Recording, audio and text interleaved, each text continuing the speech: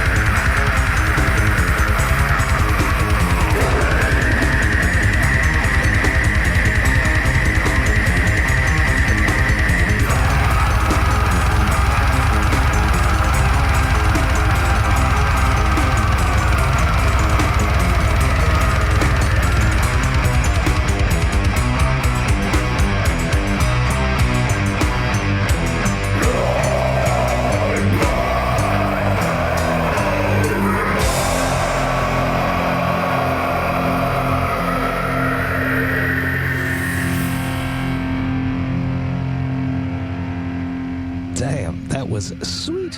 Nomad are a progressive death metal band from BC, Canada. They are all over the place, as you just found out. Gotta love bands that explore multiple genres, and Blood Moon is definitely the purest progressive death metal song of Nomad's record, The Mountain. If you enjoyed Nomad, you should definitely go check them out. I have put the link to do so in the description of this podcast. If you like experimental progressive metal, well, trust me, you're going to enjoy Nomad. Go check them out and support them. Massive cheers to Nomad for being a part of the VOX&HOPS Artist Spotlight. Now, before we jump into today's episode, I'd just like to ask you to follow the VOX&HOPS Metal Podcast on the podcast platform of your choice. But more than that, I'd be super stoked if you were to rate it and write a review about the podcast. Now, why do I want you to do that? Well, when people are looking for new podcasts to listen to, what do? They scroll down, they check out the ratings, they read the reviews, and if those reviews are super favorable and say that the podcast is amazing, that I have the best guests, that I'm a great host, well, they will most probably give that podcast a chance. So by you writing an amazing review for the podcast, you might actually sway someone's decision to become a brand new VOX&HOPS head, and that would be something that I would truly appreciate. Now, today on the podcast, I'm very stoked to be with Bretton Melanson and Sean Langlands of the Armstrong Metalfest. Get ready, everyone. This is VOX&HOPS episode number 416. I warn you, what you are about to hear is very disturbing indeed. Hey, what's up, everyone? Today I'm very stoked to be with Bretton Melanson and Sean Langlands from Armstrong Metalfest, a very cool festival that I'm very stoked to be presenting sponsor of, VOX&HOPS. That being, Cryptopsy played, headlined back in 2013. A lot of really cool things have happened since then. I've been friends and keeping in contact with Bretton for a long time, the whole 10 years ago this summer. Isn't that crazy? I met Brittany from Unleash the Archers there. I hung out with Ash from Revocation there. He brought some Red Racer IPAs there. We drank a whole bunch of those. He showed up with a wagon full of beer, if I remember correctly. I have a very cool anecdote about that fest, but we'll get into that later. Let's start with a very simple, how are you guys doing? Good. Yeah, I'm very tired because I had a gig last night with my band. But I got up early, and I'm excited to be recording this podcast with you. You, Sean, how you doing? Doing great. It's been quite busy with, the months leading up to the festival. Yeah, thanks for the suggestion for grabbing a beer for this episode. It's early for you guys. You're on the other coast, so I know it's 10 a.m. for you guys, so I appreciate the sacrifice of your Saturday. Brett and you were out late playing a show last night, I won't feel sorry for you because I haven't played in a long time. I'm slightly jealous. Let's get straight into it, though. VOX&HOPS is all about hanging out with my metal friends, talking about their lives in music while sharing killer craft beers. What are you sipping on, Sean? You just took a sip. What do you got on your side there? It is Whistler Brewing Mountaineer Pilsner. So, yeah, Crispy I usually just pick morning. up. Oh, it's so crispy. And, 8-pack for $16. craft, nice, well-balanced beer. Hell yes. You, Bretton, what do you got going on? I'm about to crack a Jongleur wit beer from Strange Fellows Brewing. Nice. It says spicy, aromatic, and hazy on it. Wit beer should be like clovey and banana and Yeah. got like that sort of vibe to it, but be super cloudy, I would imagine. On my side, I was hanging out last night at LaBrosse before the cattle decapitation after party at Vice Versa because LaBrosse are super cool, ran by a guy named Troy. He is sponsoring, donating some beer to my very good friend Katrina's high school parent committee. That's right, a high school needs craft beer for the parents. That looks good. Proper glassware, Bretton. I love it. So I went there last night and we picked up a bunch of cases of beer, which he donated to the Rosemere High School comedy show that's coming up next week. By the time this comes out, it's already over. So thank you, Troy, for that. But I picked up this. LaBrosse has been around for 6 years at this point. They just switched brewers, and the beers are very, very good right now. So this is their Mono Hop series, their Groove series, they call it. This is Motueka, which is a New Zealand hop. It's 6.5, I want to say. As I'm pouring this out, I would love to hear about your first beer. So let's start with you, Sean. Like around, in my teens, it would be Okanagan Springs Pale Ale. It was... it had a well-balanced, hoppy taste to it. I still like Okanagan Springs, honestly. Like, we had it in our beer gardens a few years back, and mixed reviews, but I don't think it's a bad beer, to be honest. At least your first beer is still a beer that you gravitate towards. For myself, my first beer doesn't exist anymore, and I'm sure I wouldn't like it because it was the cheapest shit we could get back in 1998 or 1999 when I started drinking. Cheers to you guys. Cheers. Cheers. Whew. That Motueka is so fucking hoppy on the nose, juicy, tropical, mango, almost like herbaceous a bit. Super crushable, body, amazing, creamy, very nice. LaBrosse. Check it out, people. How about you, Bretton? First beer. My first beer would have been, just a sip of Dad's either Corona or Coors Light. Those are his brands. When I was, real young, like 6 or 7. You have one sip and it's like, ew, why do adults like that? That's like death metal. Yeah. I say it on the podcast all the time, but the first time I heard Cryptopsy was my good friend Luke Orr. Showed me them on the train going back to Two Mountains, and I did not understand what the hell was going on. It was None So Live with Martin Lacroix on vocals, Phobophile, and didn't get it, and craft beer, same shit, or beer in general, did not understand. It was like a means to an end. Let's have a party, let's make some crazy bad decisions, and you needed alcohol at 16 years old to do that for some reason. Talk to me about the soundtracks of your youth, a classic Vox and Hops question. When you were growing up in your parents' or guardians' house, what music was playing when you guys were not in control of the radio? What did your parents and guardians listen to? Start with you, Bretton. Hopefully his, Coors and Corona is okay, but maybe he had better musical taste than his craft beer taste. The CDs in the car that I remember, there was a Garth Brooks CD. It's so funny. It keeps coming up on the podcast, Garth Brooks, like so much recently. It's so funny. The Thunder, my dad loved it. Thunder Rolls. I keep saying it. It's like I keep finding myself talking about Garth Brooks. That was on the album, and that was my favorite song on the album. Hell yes. There was a Best of the Beach Boys on there, and there was this classical mixed CD or like compilation, and I remember rocking out in the back seat with my brother to the Sabre dance. Very bombastic, very fast. Yeah, but I remember just about having a mosh pit in the back seat when I was, 6 or 7 years old with my little brother. The seatbelts were optional. We had our seatbelts on, but we would thrash back and forth and bump into each other.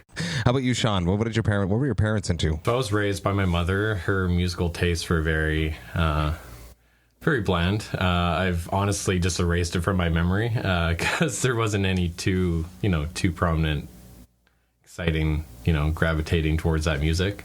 But she listened to Enya and all that sorts of stuff. That was that one CD that was Oh, yeah. Oh, yeah. Oh, yeah. There's a select few, like Dance Mix 94, 95, that my wife and I still, like, pound those tunes, like, for sure. It's good cleaning music for sure. Yeah, exactly. Good cleaning music. But it wasn't until, like, I watched this Jackie Chan movie, like, when I was 15 or something.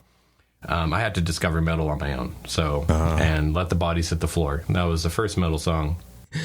First shows, we're building up to talking about why you run a festival. Talk to me about your first shows, discovering metal, getting into metal. What was your very first music experience? Start with you, Bretton.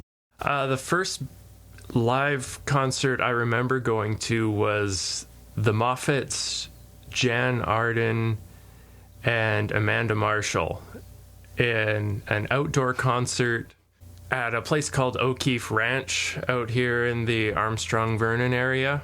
And I remember just not caring much about the music and being a lot more interested in the bungee trampoline they had there. Yeah, I can imagine why. But So I would have been about 10, 11, 12 years old at the time. Sean, how about you? First live music experience? I think it was Def Leppard, which was pretty sweet. Yeah, and then, leveling up, the next one was Judas Priest in Vernon here. With Anthrax opening up for them. So that was pretty cool. So in Vernon is a big enough city to accommodate big shows like that? Just barely. Okay. Just barely. You wouldn't think it would be. It's about 50,000 people, I think. Interesting, yeah. Yeah, those shows don't come through much. I know, Bretton, you're a musician. Talk to me about your first time on stage. Do you remember your first show? Well, after the high school talent show, where I was in 5 of the 9 bands that were in the high school talent show. You were like the drummer of the high school. There was 2 of us. That's so funny. And then the last band we both played, and we just got every musician there to come out and the collaboration. I like it. Yeah.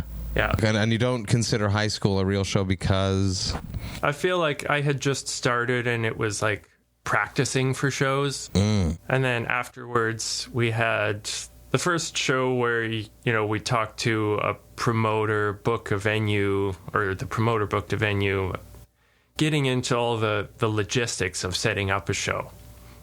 So that would have been when I was in Odin Fist. So what was that show like? Do you remember that show? Were you ready? Were you prepared? Having been in every band in high school, you must have been a bit prepared. Yeah, I feel like I was prepared.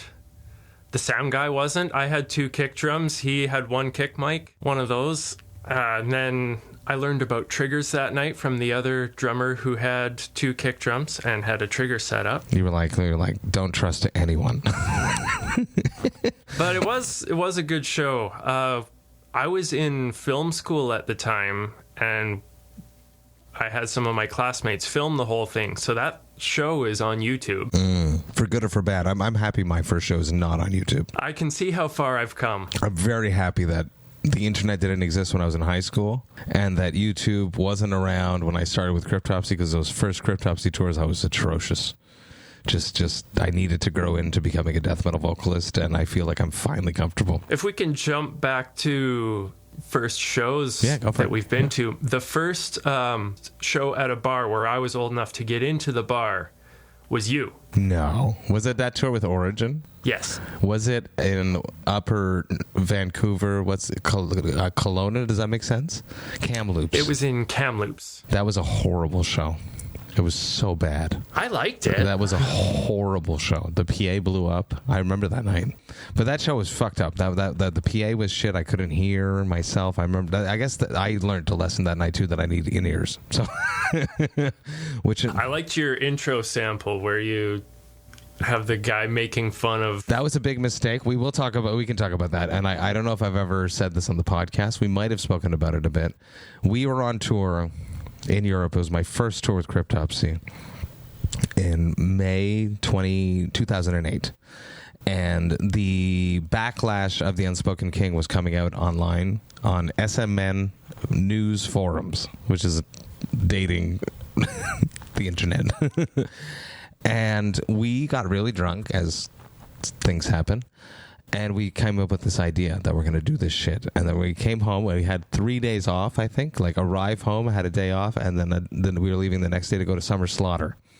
So I went with my wife, Jessica, who I'm still with, and we have kids now, went to Kristen Jonathan's studio on my one day off to record that, which was us pretending, and I did all the voices, pretending to be an internet troll, basically, that's like, Cryptopsy sucks, clean singing, blah, and then pretending that everyone that's making fun of us lives in their parents' basement and their mothers are still making them dinner. When we premiered that in Detroit on Summer Slaughter, all the bands were side stage dying. They ate it up with this. It was a funny idea, but it was extremely disrespectful to the Cryptopsy fans.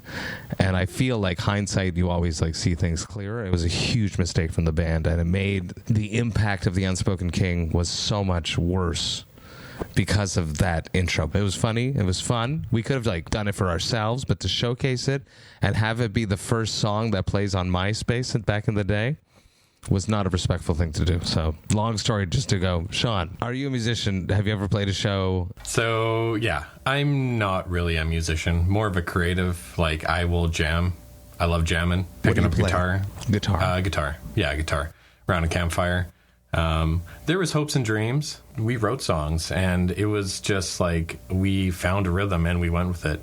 You know, there was a lot of weed involved, a lot of beers involved. Like it was just a ritual of sorts. So, but it never really came together as a band.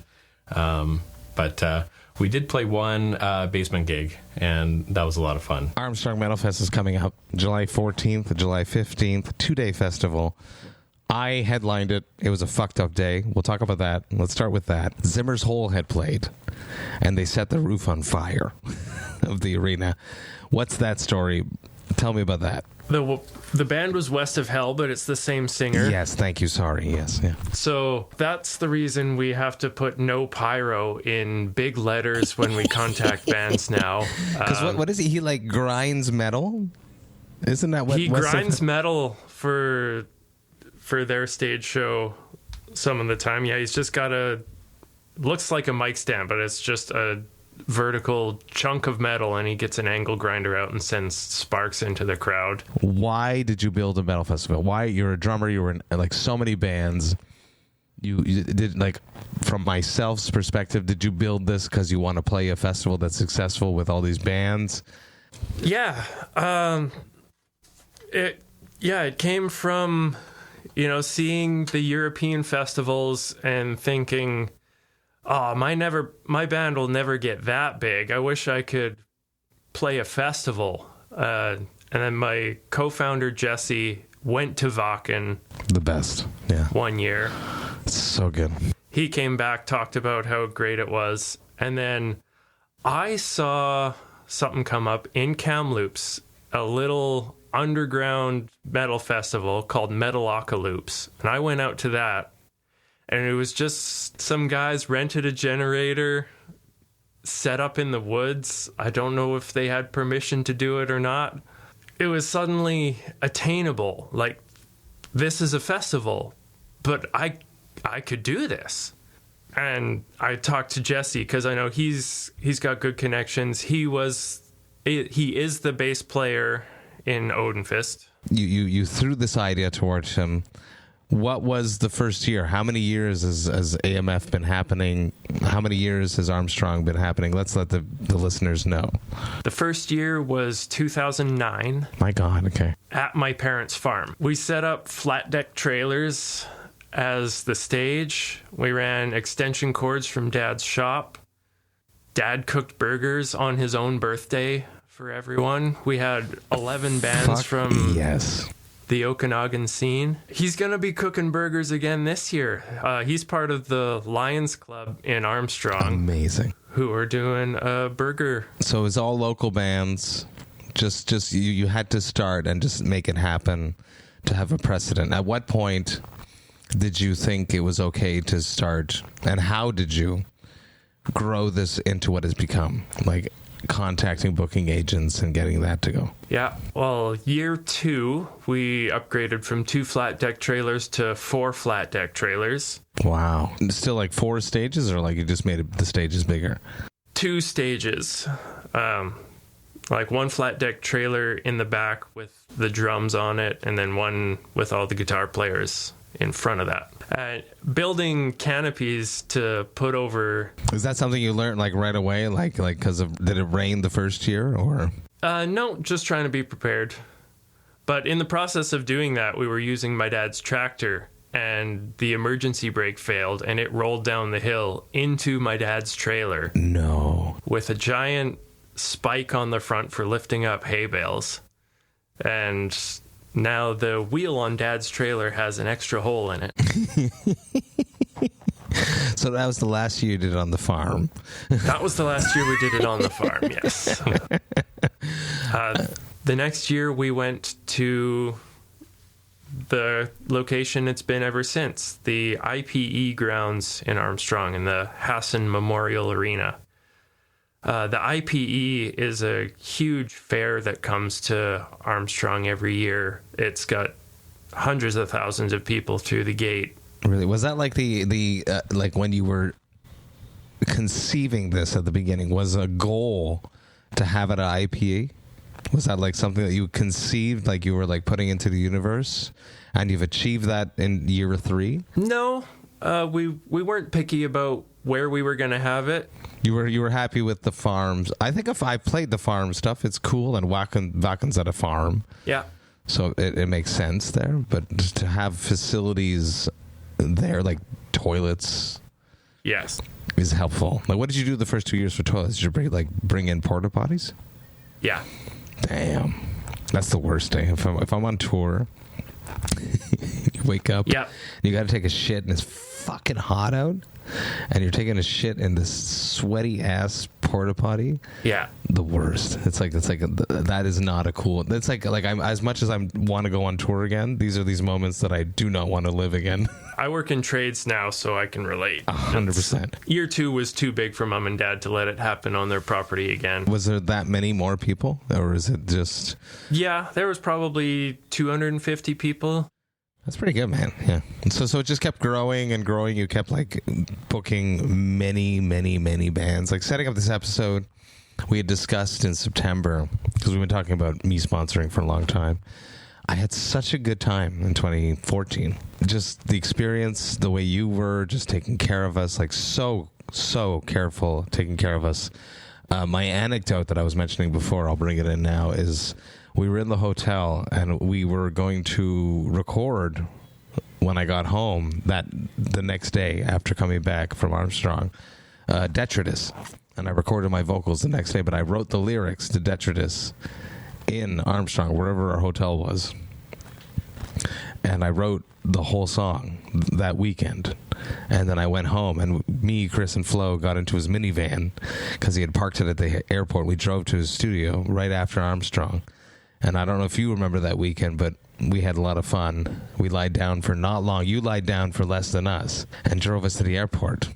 And it was like the smog and the forest fires, so everything was fucked. I remember being on the plane coming to Armstrong from Vancouver with like first respondent and emergency like firefighter people that were on the plane because of all the forest fires. And then I recorded Detritus, and that's the track that is Detritus now. I think that's so cool.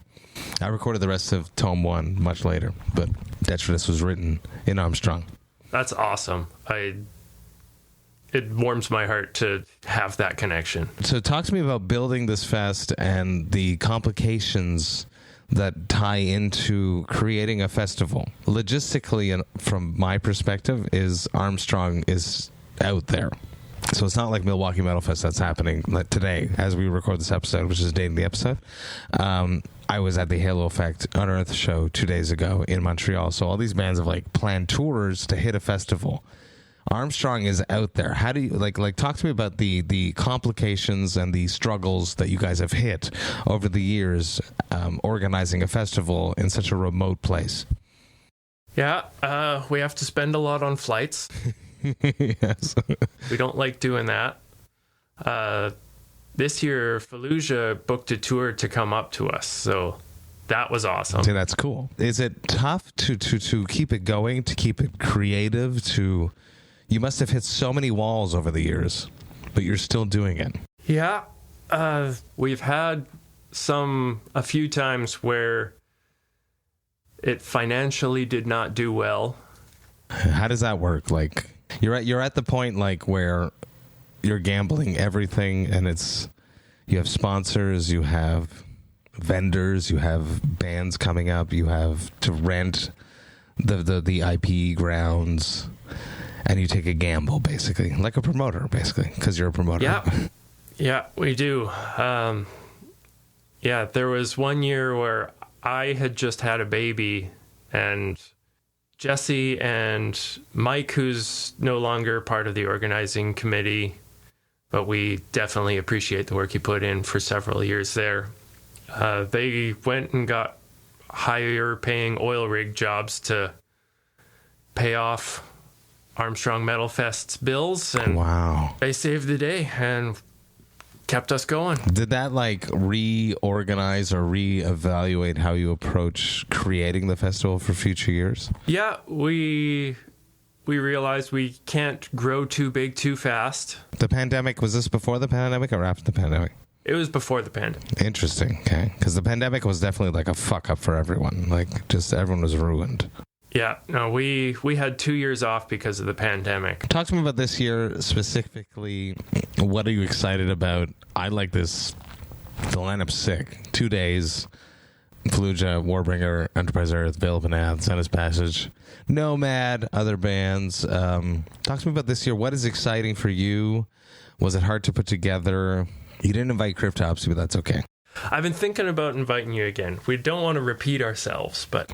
Okay, I'm interested. Talk to me about this year, though. Talk to me about putting this together, bringing bands together. Sean, I want to hear your voice. Go for it. Yeah, it's been a while. Okay, so I'm personally excited about, like, seeing the bands play. Zenith Passage, I'm a huge lover of tech death, so I'll be right in there. Tech death is like what I show my friends that aren't into metal. Yes. And they're like, wow, this is pretty groovy. Love it. I'm like, yeah. Download it. Plug it in. Metal is exciting and diverse and not just meat and potatoes. I'm excited about, each year we get tighter and tighter. Just making the experience cohesive and fun for attendees, really. Just making sure that they have a great time. My primary role is the, marketing, graphic print design. So, that plays a large part in everyone's experience and just getting the brand of AMF out there. So it gets quite busy. Maybe not as busy as, wrangling bands just in time, but, we all keep pretty busy. And, I'm mostly just stoked out the day of. I live in Armstrong. I jump on my bike, on Thursday, and I just ride down to the grounds and just be like, okay, where do we start? And I just ride my bike around and just be as involved as possible. Everyone's in a great mood, and yeah, every year is better than the last. I love it. Something that scares me for you guys, and I can imagine myself, and when I do the brutal events, it's basically that, is that I'm so excited to, I book these bands, I get the bands going, but I don't get to enjoy anything. Do you get to enjoy it? Do you have any fun, or are you working the whole time? Because there's always something. There's always a fire to put out, not a literal one, but hypothetically in BC there might be. But do you get to have any fun at these festivals? Have you organized it to have fun, which is what I wanted to ask you earlier about you, Bretton, driving us and being there. Have you given away the responsibility, but you're also not having that primary contact with the band, which is very intimate, which is why we're still friends? Have you delegated responsibilities? We share driving duties with a few of us. I still like taking some of it. We're friends because of that. You know that? Yeah. That's so it's a sensitive thing to give away because it's so intimate. To pick someone up at their hotel. Cryptopsy remembers you, and Armstrong Metalfest in our minds, and no disrespect to any of the other organizers, Cryptopsy's mind, it's you because you drove us. So hypothetically delegating that primary role might not be a good idea, but at least with the headliners. Yeah, I definitely take some of it because, getting to be friends with Cryptopsy is an awesome perk from running this festival. Yeah, from seeing me in Kamloops to having us crush that stage. It was a good night. We have fond memories of that night. You want to say something, Sean? Go for it. Yeah, so every year, we ramp up volunteers. So, like I said, every year we want to get tighter and tighter. So, making sure that, there's no gaps in volunteers, everything runs smoothly. So that's a big help. Brett does a lot of legwork. There's no doubt about that. I like to just float around on my bike and just help where I can. But, there is a lot of, coordination to be done for sure. What is the future? What do you imagine or aspire to make Armstrong Metalfest? What is the ultimate goal? Is it Vakken, but in Canada? Is it something sustainable? Is that realistic? Yeah, I can speak to that, what I think it is. So it's not necessarily can we get the biggest band? It's for me, it's the community. It's the culture, right? So that's the bands will come to you if you have the community. I want people to be talking about this between annual years. The biggest problem that you had to deal with, not from the band aspect, because I've been speaking as a band aspect the whole time, but we haven't been talking about the concert goer. What have you made better for the concert goer? This year we're going to make food better. Last year everything was closed. I think that in talking about making Armstrong the best fucking thing ever, your community is what you want to make it do. So how are you making them feel comfortable, feel good? We are doing the beer garden. That's step one, good beer, which I'm helping pick with Bretton. Food being open is very important because if you're drinking all day and being in the sun, you need some food. So what was the problem last year and how are you making it better? I think there was a sudden staffing shortage among all the restaurants in Armstrong. So a lot of them just couldn't open, and Okay, so it wasn't at the festival, it was literally in the city. Yeah, because we're kind of downtown Armstrong, walking distance to the amenities that Armstrong has. So you take over the whole city. Does Armstrong appreciate the festival? Absolutely. Is there an economic boom? Okay, let's finish what are you doing to make the concert goer experience amazing, and then we'll tackle the Armstrong community. More food trucks. So food on site so people don't have to leave. Yes. We're starting a little cafe that we're going to call the Goosehorn. I like that. In another building on the IPE grounds. Nice. You've had a little bit more to do with the Goosehorn, Sean. Yeah, so, people need their bagged ice. They need their coffees, water, all that, so they don't have to... So they could just stumble into a building just 5 feet away from their tent. I think it's important. It has to be comfort. It is. It should be easy, and you guys should be getting a cut of everything as a business perspective, which is people listening. Yes, in metal, we need to make money. So do not judge us wanting to make money. Yeah. It's just going to be our cafe. Very cool. Talk to me about Armstrong. They weren't always very stoked about the festival. I want to hear about that. Yes, we need to thank Jesse Valstar for his wonderful way with words talking to the Armstrong City Council. Really? To make the first Armstrong Metalfest that was happening in the town at the IPE grounds happen. What was the original name if it wasn't Armstrong always? It was Armstrong Open Air to begin with. Okay. When you did it on the farm? Yes. Okay. And then when the music was in an arena, I was like, we can't call it Open Air anymore. So it got changed to Armstrong Metalfest then. Let's dance into the beer at Armstrong. You have a beer garden, which is why I'm involved.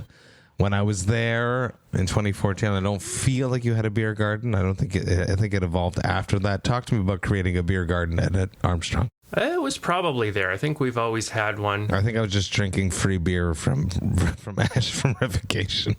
The beer garden at Armstrong is kind of not our main focus because you're allowed to bring your own beer in your campsite. Nice. See, that's a selling point. Metalheads, go to Armstrong, bring your own beer.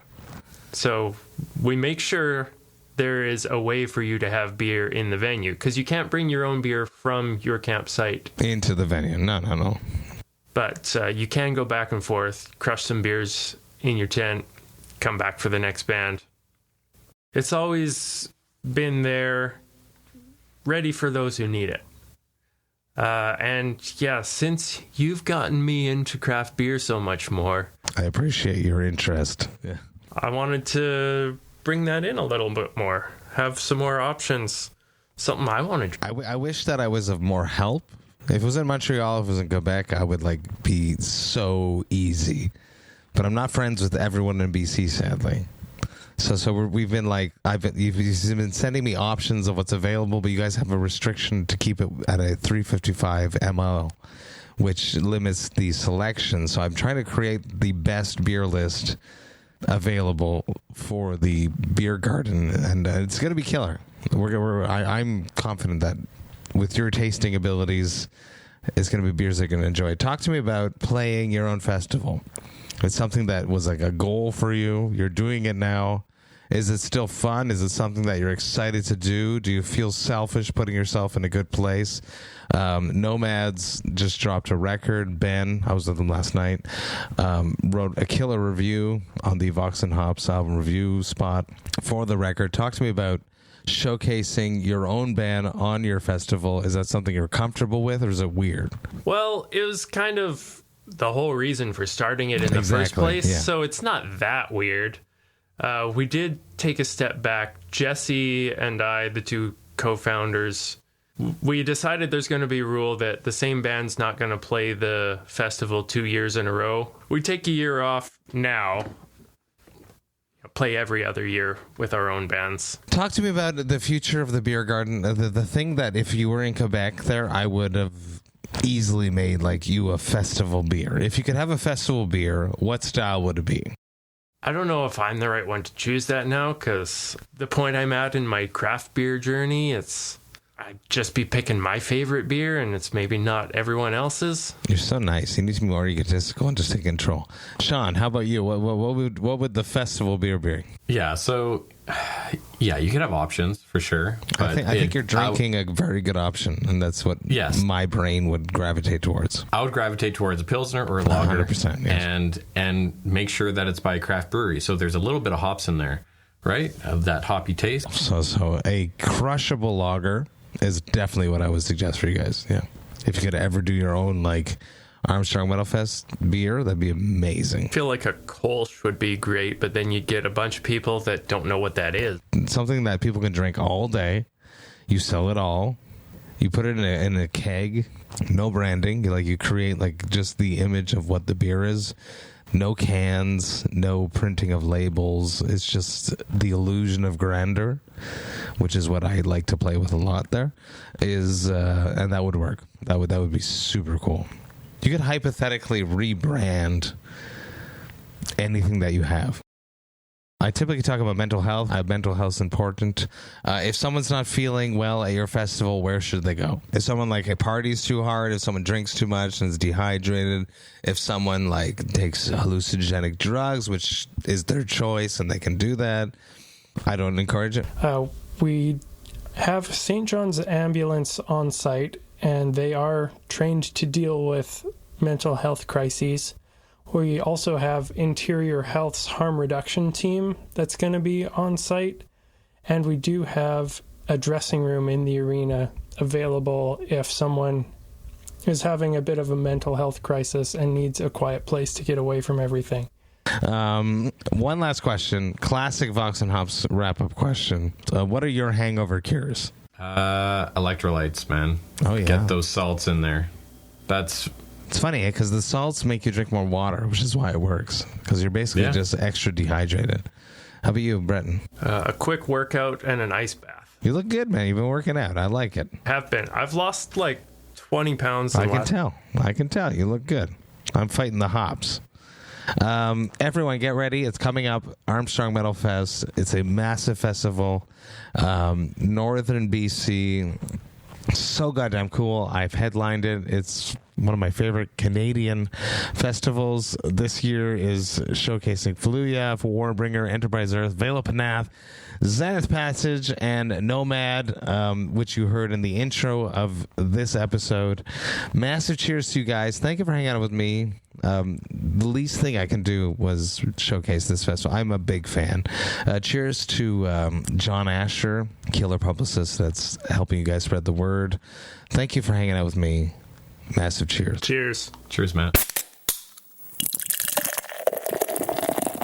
Hey, thank you all so much for listening right to the end. You know that I love and appreciate that. Man, I cannot love Armstrong Metalfest enough. I'm beyond stoked to be a presenting sponsor of this festival. As I mentioned many times during this episode, I loved my experience there. I have become and stayed very good friends with Bretton. We've communicated many times over the years since I played it. I've watched the festival just keep growing, and I am beyond stoked to even just be involved in it just a little bit, just a tiny bit, if I can shed some light on it. Anything I can do to help this festival, it brings me great pleasure, so I'm damn stoked that I had a chance to sit down with Sean and Bretton to talk all about this festival, to go in deep about multiple subjects about the festival. You should most definitely go to Armstrong Metalfest if you can. It's on July 14th and 15th in Armstrong, BC, Canada. Go, have fun. The lineup is incredible. You will not regret it. Massive cheers to Bretton and Sean for hanging out with me. I had a blast, and I hope that you guys did as well. Now, if you enjoyed this Vox and Hops episode, you should sign up to the Vox and Hops Mono Podcast mailing list. You can do that on my website, voxandhops.com. That's VOXANDHOPS.com. And when you do that, you shall receive one email a week that will contain all of the details of everything that has happened recently in the world of the Vox and Hops Mono Podcast. You'll get to see which episodes I dropped recently. You will get to see which episodes I have coming up. You will get to hear about any projects I have in the works before I announce them to the public, and you will get to see which albums the Vox and Hops album review crew have reviewed recently, and you will also get to see which albums Jerry Monk, Vox and Hops' metal architect, has added to the Brutal Awakenings playlist. If ever you're looking for new music to listen to, trust me, Jerry Monk has you covered on the Vox and Hops Brutal Awakenings playlist. There is always a lot of things going on in the world of the Vox and Hops podcast, and I hate when you miss a single thing, so please do me a favor and sign up to the mailing list. The Vox and Hops podcast is brought to you by Sound Talent Media and Evergreen Podcasts. I hope you have a killer weekend. I will be back next week with one episode on Tuesday, but until then, remember to enjoy life, metal, and craft beer. Cheers, Vox and Hops heads.